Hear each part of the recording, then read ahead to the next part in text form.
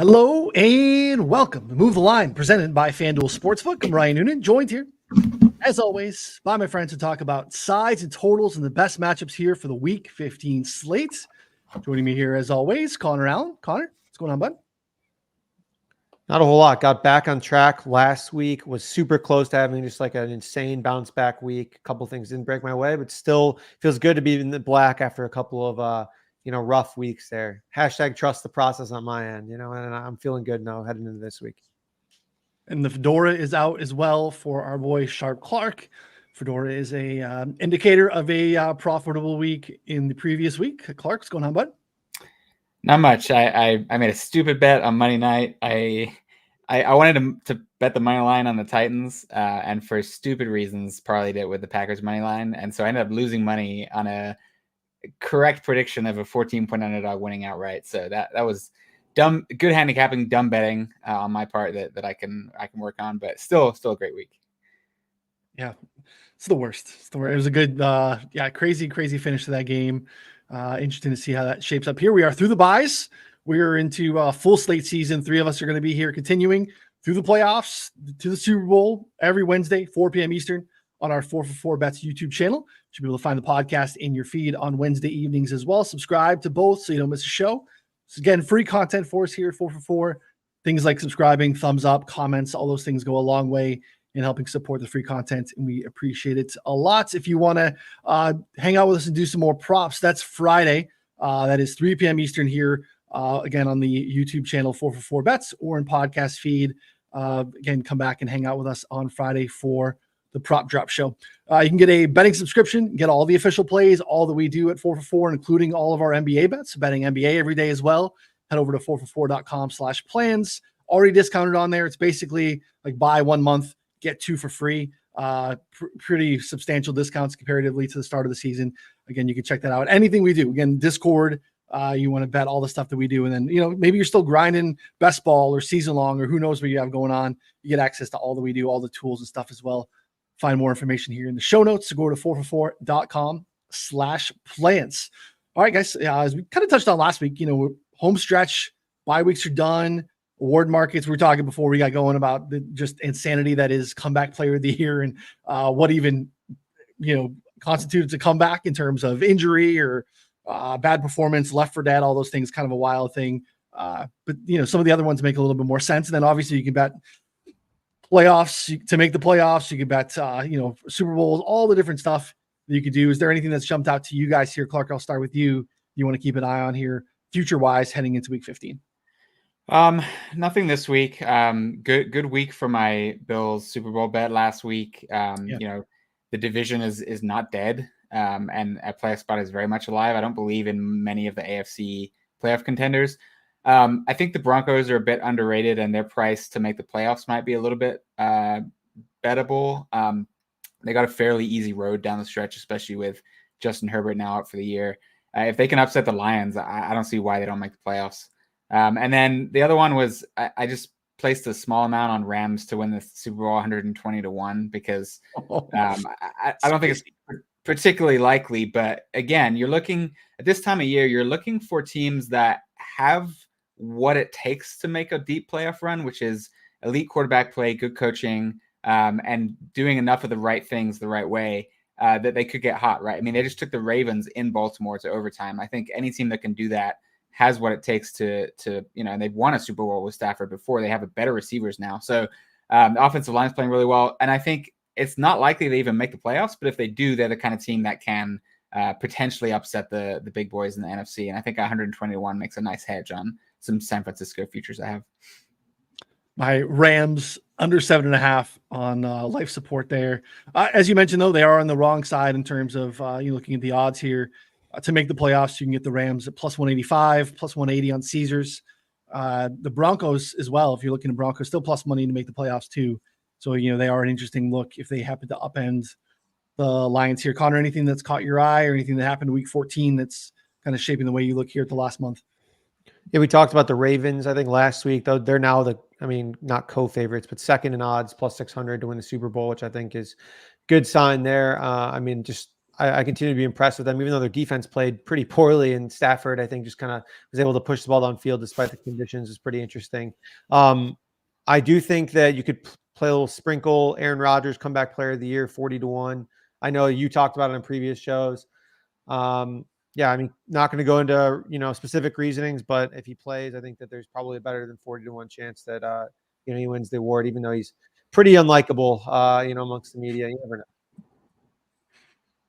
Yeah, I mean, New York, it's, again, because part of it is like, what is the award to begin with?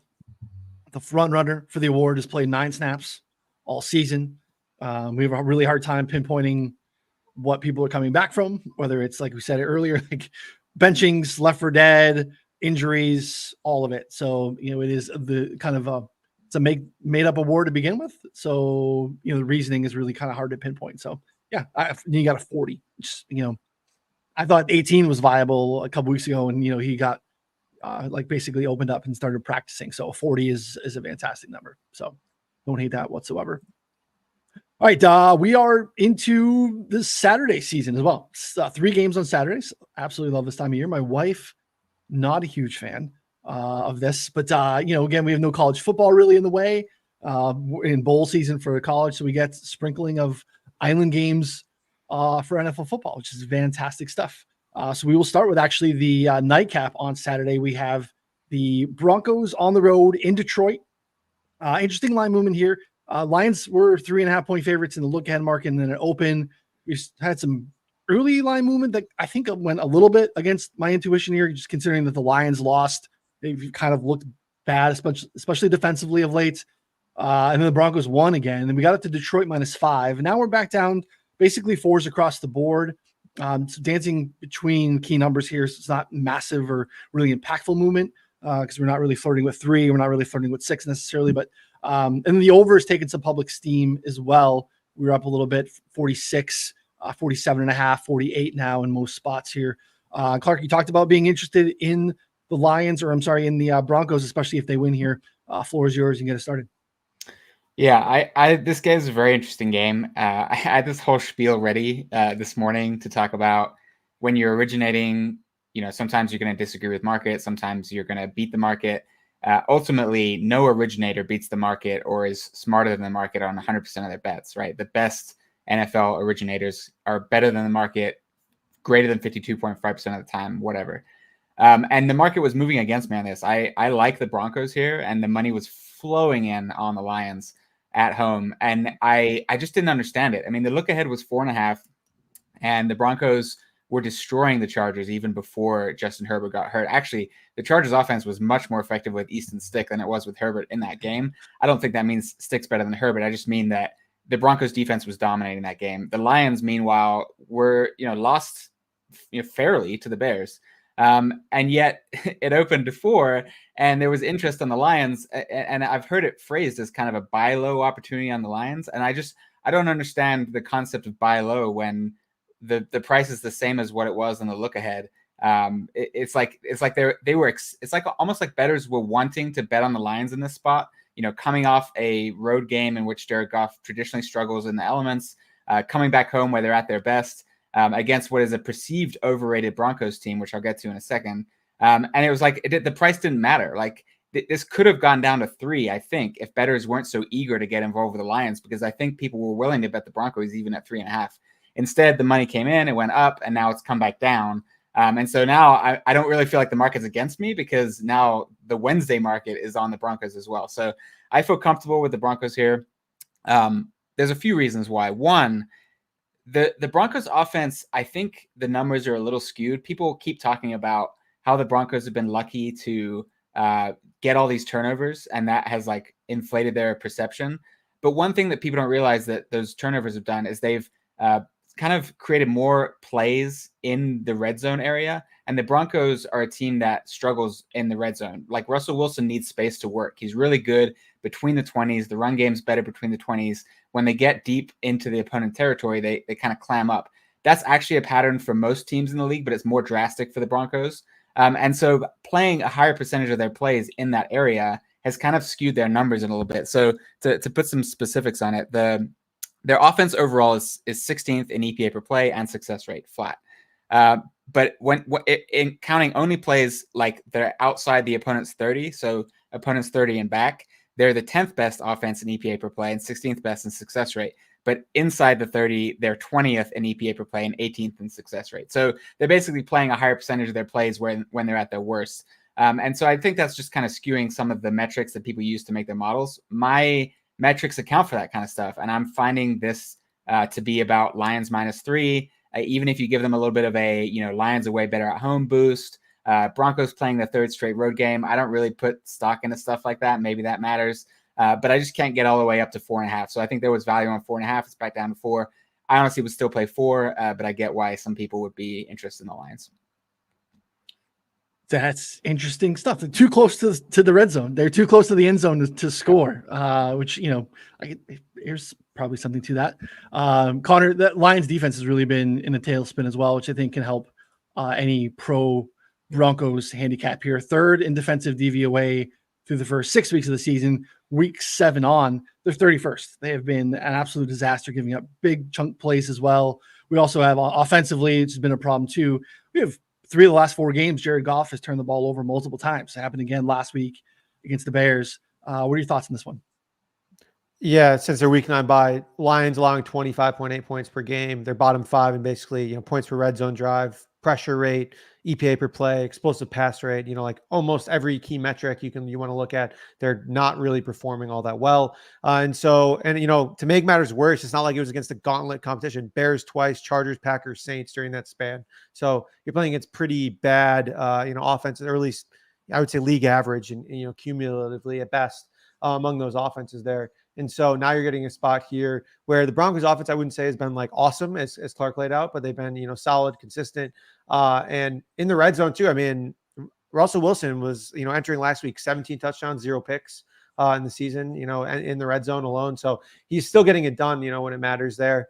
But I do think that this Denver defense, a couple of weeks ago, we talked about how they might be overrated because their EPA was high, but their actual underlying metrics weren't super good. But now coming into this game, over the past 9 games, Denver 10th in pressure rate, 13th in yards per pass attempt allowed. So, I mean, it's not like there are other underlying metrics that don't rely on, turnovers, touchdowns allowed that are still pretty solid here. So I think that there's potential here for the Lions to bounce back offensively. I mean, I don't really know. They're not going to do much worse than what we saw against Detroit or against Chicago. But I do think in this spot here that Denver is still going to keep them honest. I don't think it's like a massive explosion spot here. So I lean +4, but I do think that you can make a case for the Lions reverting offensively, but I just can't get to the point where I'm like, okay, well, this Lions defense is going to shut down the Broncos offense. And that's kind of where I struggle to make a strong case for the Lions money here.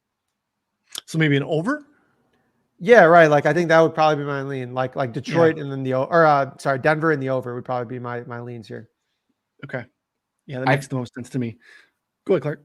I also want to say that I'm more skeptical in the Lions offense than I think most people are. I was really excited about them early in the year coming out. You love the play caller, love the offensive line, but it actually hasn't been good by my numbers. And when you break down their schedule, I've talked about this before, but I do point in time team ratings. So, it's one thing to say, well, the Lions played the Chiefs in week 1, but they played the Chiefs without Chris Jones and Charles Omenihu, right? So factoring in circumstantially, they played the Seahawks without Jamal Adams, and Reek Willem only played 11 snaps. They played Carolina without Von Bell, Xavier Woods, Shaq Thompson, J.C. Horn. They played the Saints without Pete Werner and Marcus May, and Cam Jordan only played 17 snaps. Also, no Marshawn Lattimore. They played Atlanta, Green Bay twice, Bucs, Raiders, Chargers, Seattle. The only good defenses they faced are Baltimore, who absolutely smoked them. They did nothing, and Chicago twice, who both games the Lions offense struggled outside of a late flurry of points against Chicago in the first game. So now they go against Denver. That is a decent defense. And the Lions have yet to put together a start to finish good performance against an elite defense. And when you start looking at their offense as it's constructed, it relies on a mediocre quarterback in a system that functions. And that's the type of offense that can struggle when they play a good defense. So if you believe that the Broncos defense, which is now put together 7 good performances, including against quarterbacks like Patrick Mahomes and Josh Allen and Justin Herbert, I'm very skeptical that the Lions offense can do their part to get to the over here. Where are we at in terms of restoring the roar? Has it been restored, Connor? Is this a Where's is the that guy in your roar? mentions? Why has he not been adding you after that? It's been a quiet couple of weeks from the from the Lions fan base, which yeah, like I didn't even really say much bad about the Lions, but yeah, they grabbed a couple things and they've been quiet. They've been really quiet. Yeah, I do want to add too, the Broncos run defense is still not very good, allowing, 5.5 yards per carry to opposing running backs, which I think can shift the tides a little bit here. If you give Goff like a lot of support on the ground, play action, I think could probably get going a little bit more too. So I think there are more ways for Detroit's offense to get going than like other teams, I think, in this spot. But yeah, so I don't know. That's kind of my angles there. But again, still lean over Detroit here. Yeah, that's my fear, right? It's Lions score 30 with Goff throwing for 160 yards. Like, yeah, that could totally happen. Right. Yeah.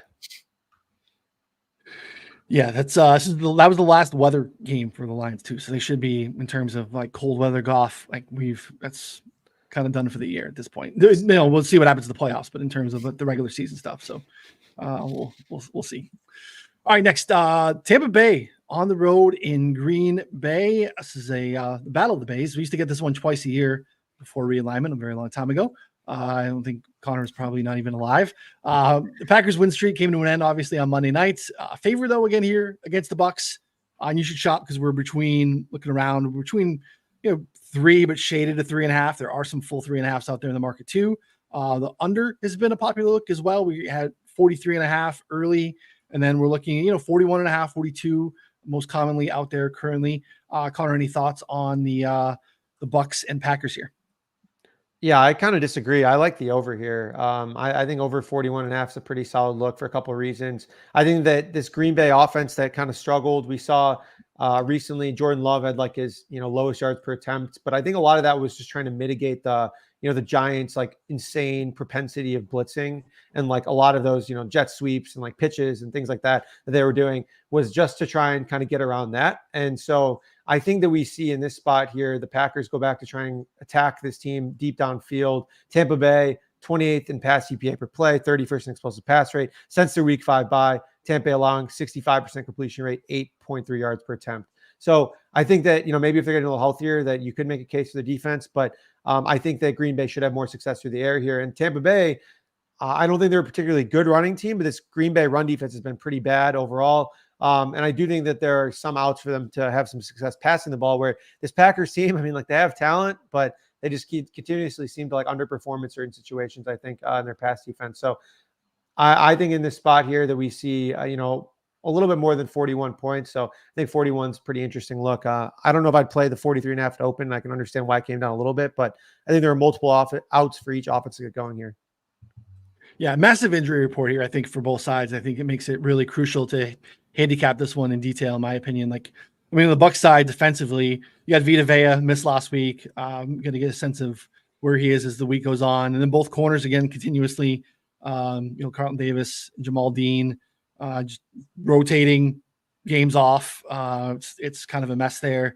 And then on the Green Bay side as well, Christian Watson, I think we don't know what that's going on. That seems like a multi-week hamstring injury, considering that that's an injury that happens often for him. Aaron Jones probably back, but we'll see what happens there.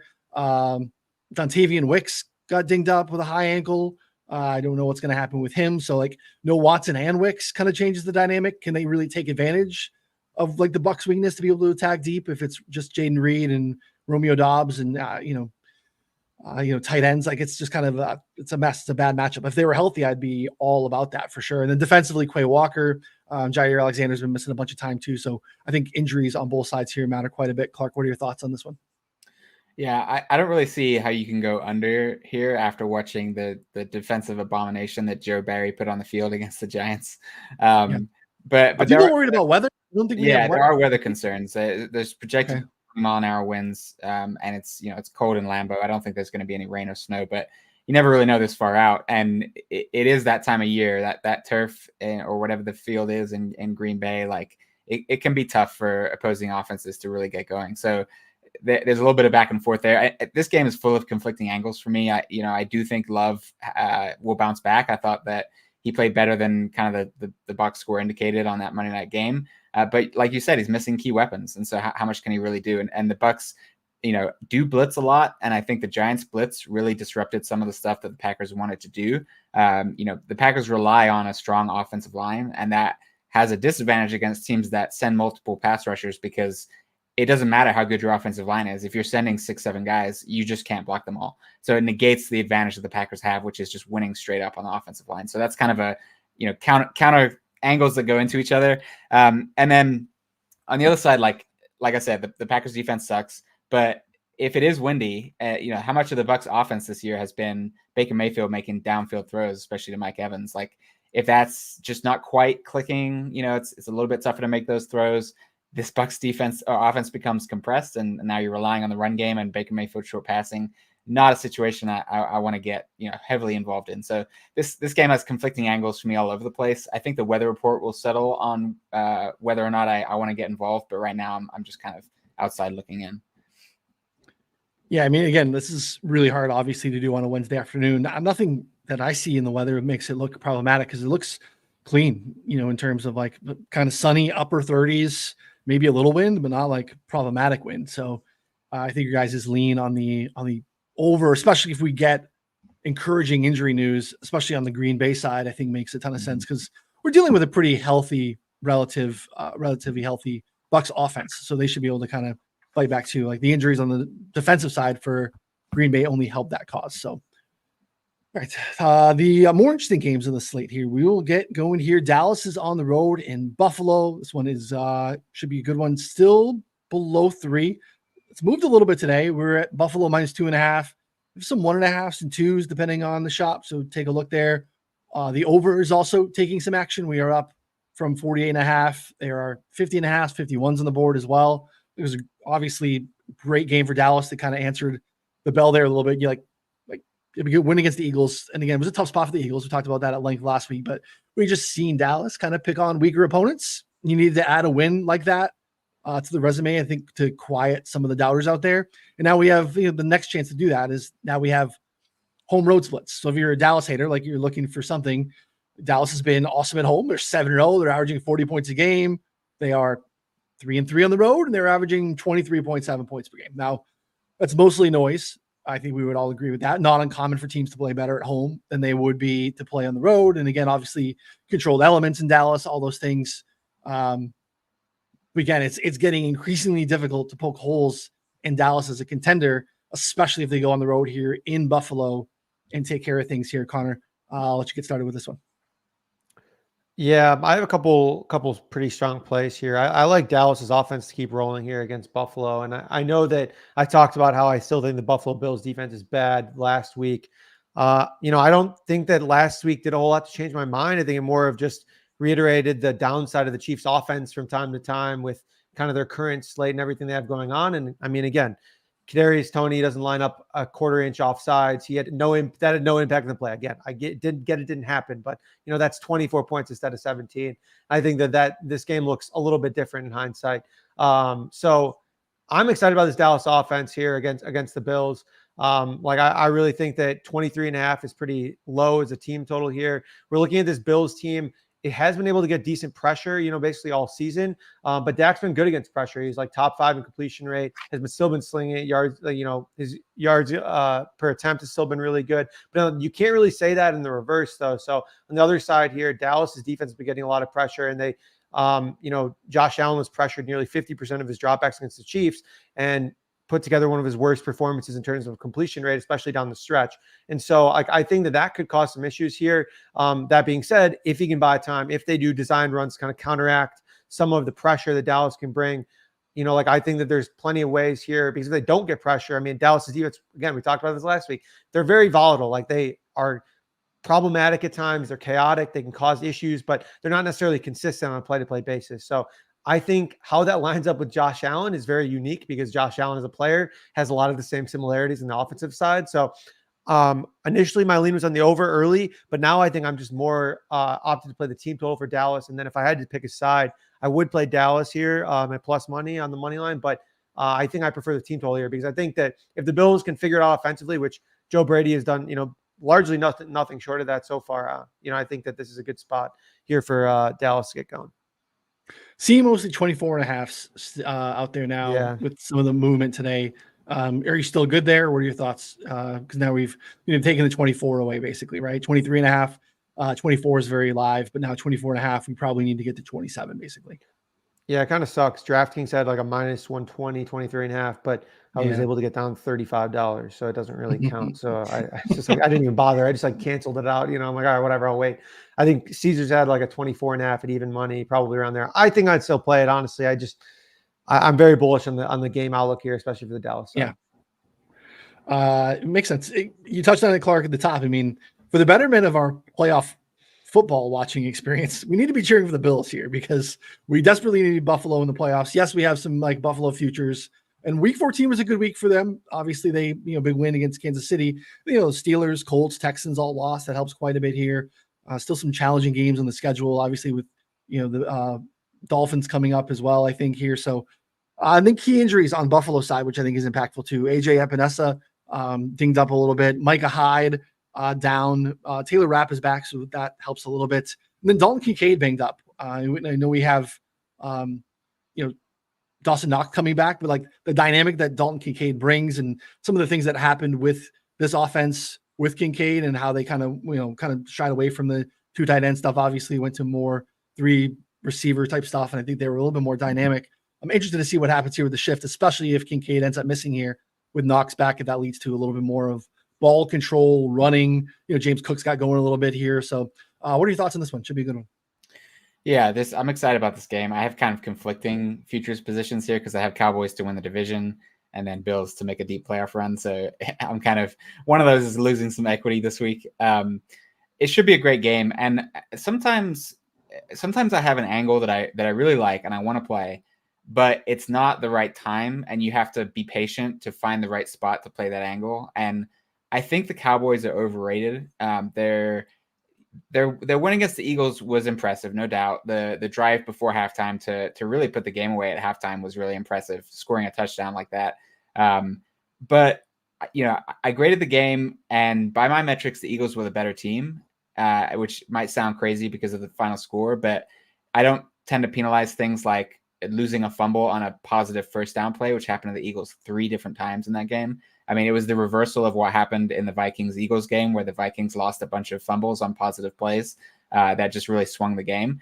And so, you love to see that luck kind of even out, except when you're on the losing end of the bet side on both games. But the Eagles were moving the ball well. I mean, they got in the red zone, Jalen Hurts fumbles, there's another drive where I think it was AJ Brown fumbled on a catch or Devonta Smith. And so the Cowboys defense still is not proving to me that they can stop a good offense from scoring. And that's my issue here is I think the Bills are going to score.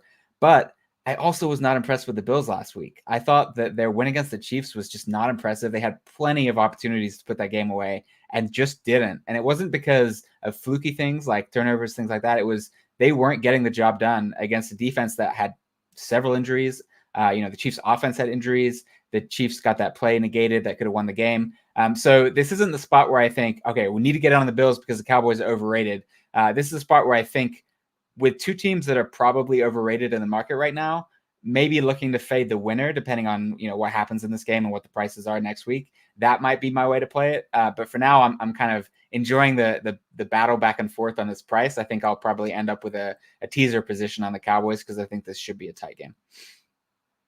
Dolphins, Lions, Commanders on deck for the Cowboys. If you were looking to get on the other side of that, which is interesting, I mean, depending on what's going on with the with the health of Miami at the time, that would probably be your best bet to explore that. But yeah, this was my Super Bowl pick at the start of the year. I'm hoping for a really good football game.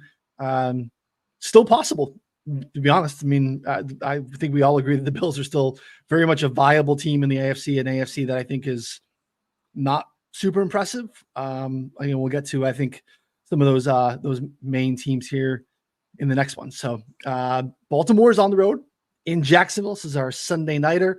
The Ravens here, 3-point favorites. Again, shaded to 3.5. This is another spot, maybe the worst weather of the week. But again, we had a bunch of definitely bad weather last week on Wednesday when we recorded, and it just didn't really happen. So I think could be some overreaction here.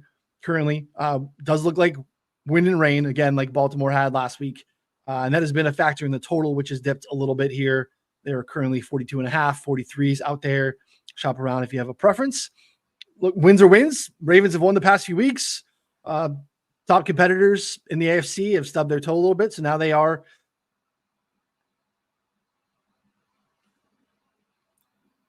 I think you're on mute. Uh-oh. Just rolling on mute. Yeah, all right. I'll jump in. Sorry, Nathan. So this one is super exciting game, super important for both teams. Like, what I worry about with the Ravens is last week against the Rams, they tended their offense looked a little dysfunctional and out of a little disjointed. Like, it was either deep bombs against blown coverages that didn't even look good, right? Lamar is throwing to Isaiah Likely on the sideline, kind of misses the throw. OBJ's juking people out of their shoes. Lamar's throwing kind of inconsistently good passes downfield, and then a bunch of deep shots that just had no shot of hitting. And luckily enough, they hit on enough of those to beat the Rams, but that's not really the type of offense that I want to see in a team running, especially heading into the later months in the playoffs. And as weather becomes a factor, you've got to have that consistent, short game available. And the Ravens didn't have it. So I'm worried about that. But the Jaguars defense has also kind of fallen off a cliff. And there were several plays against the Browns where Joe Flacco was able to just take advantage of a blown coverage. So now we've got a team that loves to take advantage of blown coverages, playing against a team that can blow coverages. And so I think weather is going to have a big impact on this game, because if the weather's clear, the Ravens should be scoring enough points to cover the spread and get the total over this kind of low number of 43. But if the weather is bad, obviously that's, over tickets and big favorite tickets are not typically what you want. So this is another one where I'm waiting on the weather. And I would love to back the Jags in sort of a, circling the wagons, taking care of business in a game they need. But without Christian Kirk and without some of the offensive linemen against this defense, I just don't have the confidence. And so this is a Ravens or pass, over a pass, depending on the weather for me. Yeah, I totally agree. That was by the way, that was all time from Noonan, because I'm sure that he had accidentally muted and then looked off screen at his notes and then came back and was still talking. That was amazing. I might just personally clip that and tweet it out anyways, because it looked like you were like ad-libbing him. So that was awesome. So yeah, Tech Lord Noonan back at it again. Still can't hear you, but it's rough. I agree though. I think that I thought the Ravens here at 3. I think when I was handicapping it was like 3.5 most spots, but like creeping towards 3. It's kind of like bounced back and forth. I kind of like him here at 3. I don't know. I think that it seems like something we talked about at the beginning is that like the Ravens defense has some talented players, but overall as a unit, there are some question marks. And I think that periodically shows up from time to time. And I think that was like kind of what happened last week with, Stafford hitting a couple big plays, like, just being able to kind of push the ball downfield specifically. And like, I worry about this Jags team at times because Trevor Lawrence still just seems to find a way. Like, I think that in retrospect, like his performance was not smooth, but at the end of the day, like being able to throw for 250 yards on like a bum ankle, a bum knee without Christian Kirk, against the Browns defense, even though they're banged up, like there are some things where I thought were impressive, but like in this spot here, I think this Ravens defense is just like too much to overcome, and the offense should have plenty of success against the Jags here, against the Jags defense too, that like hasn't really been playing as good of run defense as we saw earlier. So I think that kind of adds an extra out here. So, Noonan, yes. Are you back or are you? I was looking at the Ravens schedule and not looking at you bozos. I don't know what happened there. But it was probably pretty funny because I'm just talking like I had no idea. I just kicked it to Clark and I'm like, Clark? No, that's on me. So I had a lot of great things to say. I'm not even going to share them with you guys, but well, I think you got to circle back. You got to fire him off because I did not have that things to say. I was just saying that I think that maybe the Ravens are a little bit overrated at this point. But they're 10-3. I'm like wins are wins. But I just don't know that the Jags are currently constructed with all the injuries they have, especially offensively. I just don't know that they're equipped to like take advantage. This would be a nice spot if we had a healthy Jags team where I'd be very interested, especially at home. I was just kind of staying like, look, they won. They didn't look very good against the Chargers heading into the bye. That wasn't great. Like they were up 3 with like a minute and a half left, and then that late Zay Jones touchdown. And then like last week, it took overtime against the Rams, and like they get like if you're the number 1 team in the AFC, you get the ball to start overtime. Like you put in a game that you probably shouldn't be in overtime against that team. And again, like we know that Matthew Stafford and the Rams are better and exciting when he's on the field. But they go 3 and out to start that overtime. It's not great. The Rams drive a little bit and then end up having to punt, and then obviously that punt return gets taken back for a touchdown. Like, yeah, it's a win. Yeah, you hang 38 points up, but like, I don't know. I just want to see better. Now, Lamar's made some plays, and he had some great plays in that game. That's not a defense that I'm overly impressed with. But again, neither is Jacksonville. It just is an interesting thing here, just X and O wise. We know what the Ravens want to do. They want to run the football. Teams skew very heavy pass against Jacksonville. I'm just interested to see kind of what they do here if there are no conditions and it doesn't lead to like just a naturally run-centric game because of the weather. Like, what's the Ravens' game plan? Do they run the ball over and over again against a team that is actually okay stopping the run when you can throw all over Jacksonville? So that's going to be interesting to me. Hopefully we don't have any weather. But yeah, although last week weather was kind of a factor, and the Rams are kind of built the same way and they pass the ball a lot. So yeah, if that was any indication, I would expect that. This is an interesting market because I tend when there's one side, like, I don't believe in public betting splits. Like, you get all this data that is just a fraction of the actual action, and it's like skewed because it was bet at a different number, and you don't have they don't mean anything. But the concept behind it is valid, which is if there's a side that makes a lot more sense than the other side at the current number, then there's probably some support for the other side that is being put in the market by sharp bettors. And this is one of the situations where I can't really see the appetite for people wanting to bet Jacksonville. And yet the line has come down from 3.5 towards the 3. And so to me, that's kind of like a stay away signal. Like, I don't have strong feelings on the game. If I could articulate a good reason to bet the Jaguars, then maybe I could, find my way to it. But just because the Ravens are the obvious side and the money's kind of going the other way, it's just okay, have fun, big bettors and see what happens. Yeah, that's fair. I do want to touch too briefly on what you mentioned, Noonan.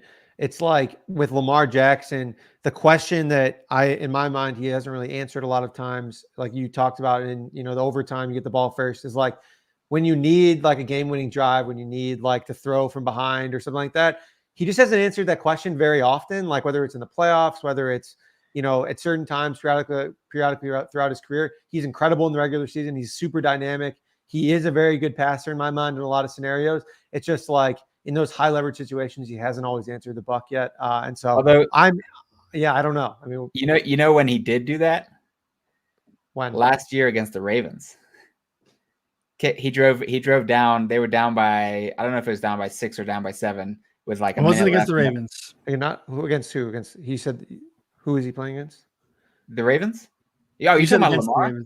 Yeah, I'm talking about Lamar. Oh, I thought you were talking about Trevor Lawrence. Oh, okay. Oh, no. Trevor Lawrence can do that. Trevor Lawrence. Yeah. Lawrence can do that. Okay. Yeah, no, I agree with Lamar. You.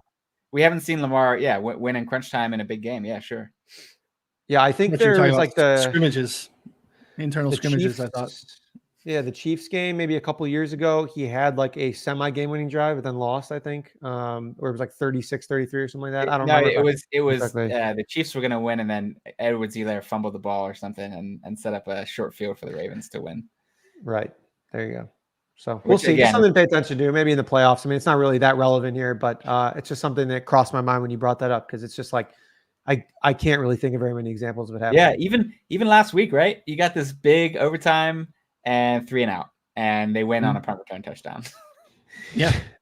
Tylan Wallace, Devi and Dynasty God, the guy who was supposed to be like a special player for years to come, and I guess this was his moment. As someone who desperately needed one more Ernest Jones tackle, I was very, very heartbroken to see that ball get returned to end that game. It was pretty painful. And the 3 and out was also very painful. Like, just sustain a drive. The guy's going to get one more tackle. All right. Next, we have Philly on the road in Seattle. Eagles, I think, finally made it to the other side of their Murderers Row schedule. Like, I mean, I think a cross-country trip to Seattle isn't necessarily great. An island game in that environment against that crowd. They are obviously favorites here, bouncing around between 3.5 and 4.5. Totals doing the same, 47, 48. So shop around. Clark, I'll let you talk about this one. You kind of backed the Eagles last week. They kind of fell back a little bit. Seattle's a team that we've all been mixed on at times. Connor, tried to sell us on some Super Bowl futures earlier. That did not work. But they've also been dealing with a massive schedule. I mean, like, it's two Niners games sandwiched with a Cowboys game. That's tough. And then you got the Eagles too. So Seahawks haven't had a great schedule here either. What are your thoughts, Clark? Yeah. My under 9 wins ticket looked really bad early on, but now it's coming back to life. This is similar to the Cowboys Bills game in that I want to play an angle, but I have to wait, and that is the inverse of what I said about Dallas. I think the Eagles are a little bit better than people give them credit for. I haven't really seen a massive drop off in their play. Again, the scoreboard against Dallas kind of confirms for the people that think that the Eagles are frauds, that they're frauds. Frauds is too strong. The Eagles were overrated. Yes, absolutely. But they're still one of the best teams in the NFC. They're constructed in a way that they can win. Like, their offensive line just dominates. Jalen Hurts is all the time in the world back there. And he's got 2 really good receivers downfield that he can throw to. And I haven't seen anything to indicate that they're not going to be able to do what they did last year on offense or what they've done this year so far. The defense is, again, probably similar to what it was last year, but faced a much tougher schedule, which makes them look worse. So I kind of want to find ways to back the Eagles, but on the road on Monday night against a Seattle team, getting more than a field goal, that I think is a pretty decent Seattle team when healthy, and they are finally healthy if Geno can play. We'll see about the quarterback situation, but this isn't the spot where I want to hammer Eagles to win by more than a touchdown on the road in Seattle. This is let's wait and see. The loser of this game will probably come out underrated depending on what happens in the game. And if it's Geno Smith that if he gets ruled out and if it's Drew Lock playing, I could see this number go up and potentially promote some interest on the Seahawks, because I think the drop off from Geno Smith to Drew Lock is not that dramatic this year. But this is probably just gonna be another game that I pass and wait for more evidence and then maybe act on it next week. But super interesting game, super important game for both teams. I kind of hope the Eagles can win just to kind of bury the Seahawks, but it's not something that I'm looking to get more involved in. This does feel like a Geno line, Connor, just in terms of maybe what we've heard so far. And I think Clark's right. If we did have some news that didn't go that well, I think we would probably see some movement there. Interesting thought, and maybe really hard to disagree with, that maybe the difference between Drew Lock and Geno isn't that massive this year. Yeah, Drew Lock, wasn't great against the Niners, but Geno's not been great this season either. So what are your thoughts here? Yeah, if we get Geno here, I'm going to play some of the over in this game for a couple of reasons. So Seahawks, as we've talked about before, lead the league in zone coverage rate at this point. I think it's like 84% or something like that. Jalen Hurts against zone coverage this year, 7.6 yards per attempt, but a 70% completion rate. He's completing 6.3% completion percentage over expectation. If you compare that to against man defenses this year, he's completing just 57.9% of his passes, 7 yards per attempt, negative 0.4 completion percentage over expectation. Essentially, and I think Ben Solak tweeted about it, like when teams play like cover 0 against the Eagles, like they just haven't had an answer. Like it's like one of those things that's they've really struggled with at times. And so Seattle does none of that. Like they just play cover 3, some cover 6 occasionally as well. So it's just like all the, like they're playing a ton of zone. Jalen Hurts has been good against that. And I think that Geno will have success against the Eagles defense. We've talked about it basically every week. Anyone who's competent, I think, who can push the ball downfield could have like a DK Metcalf bounce back week. I think there's a lot of different ways Seattle gets there. So 47.5 is a little bit light in my mind if we're getting Geno, because again, I think that, like, not to mention the Eagles, I think will be able to run the ball as well. Seattle's run defense played super well early on. Last few weeks hasn't played all that particularly well. And then this Eagles run defense has played well, but they show weakness like on outside runs here and there as well. So I think there's like multiple angles where each team can have success offensively in this game. It's just a matter of like, what does injury report look like? Who's playing? And then I just think I'll have a little bit more certainty on whether I want to back an over here. Yeah. Over would be a lean too again, but this is we had an extra day in terms of weather report, but I think we have rain in the forecast here as well. So I don't know if we have rain and wind or what that looks like. Rain in Seattle, shocker. But we've seen the Eagles defense or the Eagles offense, hang some crooked numbers even in rain this season. The Bills game obviously was one that we liked quite a bit, and this wouldn't feel much different. So we also have to watch Devin Witherspoon. That could be an injury that could matter quite a bit for Seattle side in terms of being pro Eagles offense as well. So we'll watch that one. So all right, what else do we like here for week 15? Full slate, guys. I mean, nothing, no bye weeks. Anything else that's caught your eye, Clark? Anything that you've got down on that's maybe still actionable for people?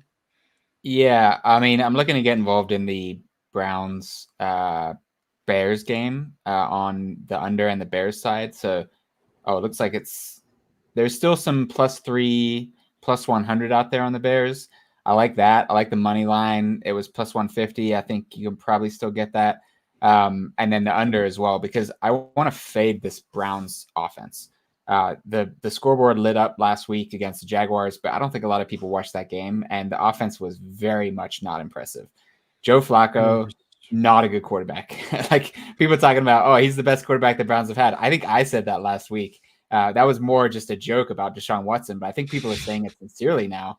And I think that's ridiculous because like a couple things about this. One is he missed so many throws, like just wild misses. But there was so many blown coverages that he just kind of his numbers look good. They also had 14 drives in that game because there was so much back and forth. And when you have that many drives, you just have so many opportunities. But when he's in the pocket, he wants to get rid of the ball so quickly because he hates getting hit at this age. This was something that was true when he played for New York as well. And they just lost another offensive tackle for the season, the third in the year, Dwan Jones. And their center, Ethan Pocic or Pokic, also was out in that game. He may not play. Either way, there's a cluster injury in the offensive line going against the Bears defense that has been playing very well for a lot of weeks now. Like every single week, it's like, oh, the Bears defense actually really good. So Joe Flacco is going to be under pressure, forcing throws out there into a secondary that has been killing it. And so this is an offense that I want to fade in all forms. So team total under, Chicago money line, Chicago spread, game under, everything. Yeah. Connor, the Bears good?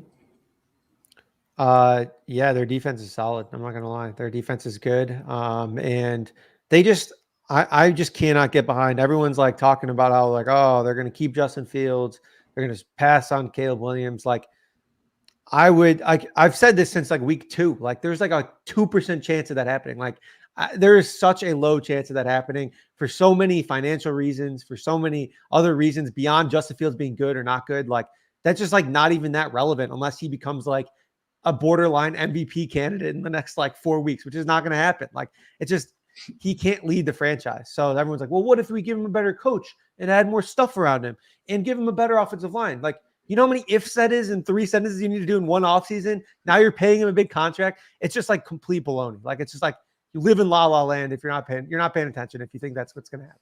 Anyways, I do agree the Bears are the side here. I did bet the Bears. And Cleveland's defense is beat to shit too. It's not like you're getting like Cleveland's defense at full steam like we had in week 1. Like, they're missing like a couple guys there. I like the Giants Saints under. I think that's kind of fun. I mean, Derek Carr is just complete garbage.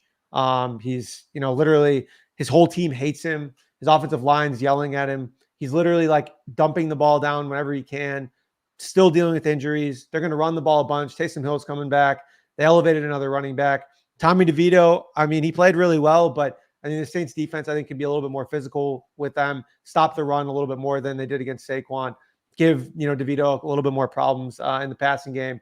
So, I mean, I'm just expecting a very low scoring, slow, boring game here, on both sides. So I think that's kind of my angle here. It's like we're looking at 38. So I think the market disagrees with me here. It looked like it opened at 36.5 up to 38. But yeah, I just don't really see it on either side here. Getting it done offensively. Why are the Patriots being bet heavily? You say why? We've gone from 10, like we're touching 8, 8.5. There's 7.5 out there. You love to see it. You love to see it when you have Pats +10 in pocket. It is. I mean, we are now in like lovely teaser zone for Kansas City to win this game. By less than a field goal. If you want to put, if you like another teaser leg, look, and I know what's going on with the Chiefs offense, and I know the Patriots defense has been okay, but man, things are like, you want to hit bottom, lose in New England at this time of year. Like, I'd be very, very surprised if this Chiefs lose in England, the panic flags need to start flying. Absolutely. So it's a nice spot where we're, the -8.5 are like shaded to 8, which is just very, very interesting to me. I'm not sure if this is what to make of this necessarily. Same thing. I mean, I get the Miami and the Jets move. There's obviously questions if Tyreek is playing the game. Continue to be cluster offensive line injuries for Miami. That's a problem. The defense is a little bit beat up. That one collapsed quite a bit in the last 36 hours or so. We're down 8.5 there as well. I mean, the Dolphins winning at home against the Jets, are we overrating one Zach Wilson game? Kind of feels like we are. Those feel like interesting teaser legs. Clark, where are you at there? I have much more confidence in the Chiefs teaser leg than the Dolphins teaser leg. I think there's some real problems in the Dolphins offense with all the offensive line injuries and Tyreek Hill getting banged up seemingly every week. The Jets defense is legit. And, people do this all the time, right? It's the same people that think Brock Purdy is the MVP think that Zach Wilson is the worst quarterback in the league. Like, your circumstances matter. And if you didn't believe it already, just look at how bad that offense was with Tim Boyle and Trevor Siemian. Like, it was an offensive failure. It wasn't just Zach Wilson. So I think Zach Wilson's mobility gives the Jets offense just another element that, is enough to keep them alive. And if they, you go back to that first game between these two teams, and if Zach Wilson was playing quarterback in that game, I think it would have been a good game. And now I think the Jets are playing even better and the Dolphins are playing worse. So I do think that the Jets are live to upset the Dolphins. Get the Jets get a W. We get Aaron Rodgers back with some motivation. It's good for the comeback player of the year bags. Maybe this is what I need to be rooting for. But that feels, it seems just, based off of where we've been in the season, it jumps off the page in terms of just line movement of recent and where we've been with these ball clubs. So that one's a little bit interesting. Not surprising to see this Commanders Rams. I was waiting on that one on Monday. That total is gone. Now it's up a point since we started the show, even basically we're up to 50.5. That one continues to climb up there, which makes a ton of sense. Here's the interesting thing there now, though. The Rams are actually a pretty interesting club. We know they want to throw the football, but when you look at like splits with Sean McVay, when he's had a lead at all, like if they have a 3-point lead, they are one of the run heaviest teams in the league. They're like fourth in like run rate, like fourth lowest pass rate over expectation in games of the lead. So if they get out here against the Commanders, like that doesn't mean this can't go over 50.5, but this isn't going to be Matthew Stafford chucking it around in the second half. It's going to be a crap ton of Kyron Williams if that goes that way, which actually can obviously, deflate a total here and just kind of melt the clock because they're going to have success running against the Commanders as well. So that's what's just interesting to me. I thought it was interesting in the high 40s. Now we're climbing up to some other key numbers, and that's a little rich, but I get why we got there. So that one's interesting to me. We obviously don't know what's going on concussion-wise with CJ Stroud, but to see the Texans dogs against the Titans, I think is also interesting. But again, like Clark, you were on the Titans this week. Is that interesting to you now that we have basically we're almost at 3? We are at 3 in some spots. Any thoughts on the Titans? There's a couple games that I just don't have an opinion because of the injury questions. There's significant injury questions. I mean, fundamental CJ Stroud to Davis Mills is big. Nico Collins, some guys in the defense for the Texans. The Titans are banged up, right? Does Jeffrey Simmons come back? The other game is the Falcons-Panthers game. Like, how many of those Falcons offensive linemen are going to play? They play with basically the same 5 guys the entire year, and we've seen teams like that always do well on offense. Now they've got 3 guys that potentially miss this game on the offensive line. Could be massive. So those kinds of questions are enough to just, I'm in a waiting pattern, kind of waiting on those news. Plus, I don't think we want to double count like what we saw from this Texans offense. Like if Stroud returns, like I think this is a fully good opportunity to buy back, even with decreased weapons, without Nico Collins, without Tank Dell, because I mean that was like bad conditions against the Jets. Like we knew that like that was a very easy, predictable spot for them to not look good. And so, I think that this is not necessarily an awesome bounce back spot, but I think it's, very viable here. So yeah, like 2.5, 3. I mean, I just don't know what to do with Stroud because it seems like he's still in protocol, but he made progress today, again, on Wednesday recording this. So definitely something to monitor there. Finding that December concussions hold a little less water than like September concussions. I think the return rate is like spiking, right? I'm not tracking that. It seems like it, right? Early in the season, we're like, no, that's the death sentence. You're out. And now it's like, you get a lot of guys like active on Saturday night and Sunday morning. And who knows what's going on. So flimsy, man. Concussion protocols, like it just seems very like subjective. I don't know. It's like they have a standard, but it's like, I don't know, just whatever we were growing up, the ways they did it were whack. Like with, different systems, you had to remember things and like do different, tasks that like, it's like not like they're scanning your brain and like, oh, you're good to go. Like it's just like they have like little tests that they do that they run, see how you're feeling, and then you decide if you're good to go, basically, and they decide if it's been enough time. So yeah, I mean they do have to get cleared by independent neurologists supposedly. Like I don't claim to be an expert on the process, but we also tend to find patterns that don't exist, and it's possible that the individual, like every concussion is so idiosyncratic. Like it's possible that the people that suffered concussions earlier in the year, like just weren't recovering quickly. And so then we were like, oh, I guess the concussion protocol is so strict now that nobody returns. And it was just a small sample that was statistically insignificant. So I don't know. It is what it is. And I'm not trying to guess at this point whether or not players playing, but TJ Watt did get in a full practice. So apparently a day short, he can still make it. Or no, I guess he played a Thursday, so that kind of makes sense. But I don't played know. through his first quarter concussion. Yeah, just put a visor on like it didn't happen. I'm trying to react when I get the news. I'm trying not to get stuck with bad tickets. That's something I've been good at avoiding this year. Is like, oh shit, I got this ticket and now this happened. That happened a bunch last year. It was very frustrating. This year's been good. I actually got one the other way. I bet the Raiders on the look ahead at +4.5. And so now they're playing without Justin Herbert and the 3-point favorites. So I feel good about that one. Yeah, I thought that was one of the best look ahead lines, regardless, even without. Right. Yeah. Like I played it for good reasons, and then it bank error in your favor. 3-point favorites with who a quarterback? It doesn't matter. Yeah, it's gonna be Aiden O'Connell. It's gonna be Aiden. I don't know. Our girl AOC might be getting benched. I don't know what those reports are. Like, you're gonna come out on a Wednesday of a week where you have a Thursday game and be like, the starting quarterback might not be the starting. Like, that's just not how it works. Like, if they wanted to bench him, they would have benched him after the game. The strangest reporting ever. I looked at the article. So this Vic Tafur or whatever from The Athletic wrote an article, and he said it's very likely that AOC gets benched. But then he also goes on in the next paragraph to say that if Jimmy Garoppolo goes out there and gets hurt, the Raiders are guaranteeing his base salary for next year an additional $11.5 million. So like, how is Mark Davis not being like, shut the fuck up? Like, sit back down. You're not playing. Like, I'm not paying you $11 million to do nothing if you just somehow get paid up. It's like the most injury prone player ever. Yeah, this is the Carr thing last year. They literally, the same organization shut him down. Like, it seems like they're aware that's in. And what do you get? I mean, if you're the Raiders, what do you get out of Hoyer or Jimmy? Like, what do you like? You still need to evaluate AOC. Like, you don't want to give up on him after 4 games or whatever. Like, let him play out the season, and if he sucks, great, move on. But you're not learning anything by playing Jimmy G. I do believe Antonio Pierce wants to try out maybe someone else just because he was trying to fight for his job and win. That can make sense to me logically.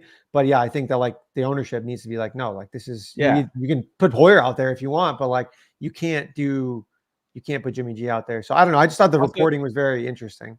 You're not going to do it before the Thursday game. You're going to do it after the Thursday game when you have 10 days to prepare and get your new guy, like synced up in practice. It just doesn't make any sense to me that they bench AOC. Yeah, and lost 3 straight. You lost 3 straight. You're 6th in the draft order right now. Like, don't go messing it up with wins. I know they're not going to tank. I'm just saying, like, you're evaluate what you have, and you're positioned to, set yourself up to select another answer the position next year. Just ride it out. I think AOC goes off this week. Oh shit! I played a bunch of unders, rushing unders. Actually, there was like off-market unders. Before this report. Before this report, there was so I don't know. I'm praying that he like plays like 5 snaps and gets yanked after like a bad pick 6 or something like that. But because I don't agree with the reports either, but there were some nice numbers hanging out there. Yeah. Chiefs Cowboys teaser feels. I was going to say that, Noonan. That looks pretty nice. Interesting, right? Yeah, it feels pretty automatic at this point, right? What can go wrong? Both lose. Feels pretty good. Yeah, those are going to win by 9. All right, gents. Good stuff as always. Appreciate everyone hanging out and checking us out. Again, before you leave, make sure you subscribe to wherever you're listening. Podcast, the YouTube channel. Come back on Friday for props and come back for the rest of the season. Ride with us. More information to get all of our picks. Jump in the show notes. You can get 4for4.com/plans. Massively discounted betting subscription. Get in our Discord. Get all of our tools. All the things that we do at 4for4. We appreciate you very much. For Connor and Clark, I'm Ryan. We'll see you all next time. Thanks, everybody.